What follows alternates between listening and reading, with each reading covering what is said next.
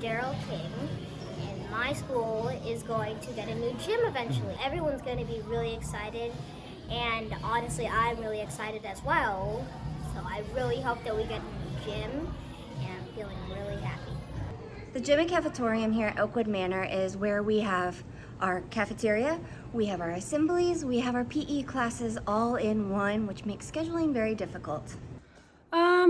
We make it work, but it's definitely on the tighter end. We have some large class sizes, so kids bump into each other quite a bit, but we try and minimize that, but it's different. We have been hoping and waiting for a new gym, and just the thought of having something to call our own. Our PE classes will be able to do things that we haven't been able to do before, like a rock wall, actually have basketball hoops that are regulation size, which is very cool, and get to do just different games that are fun and exciting.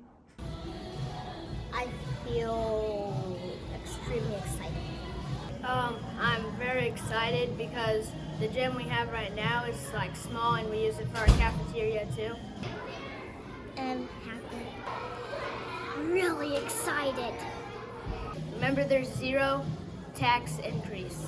And remember, this bond is 0 tax increase.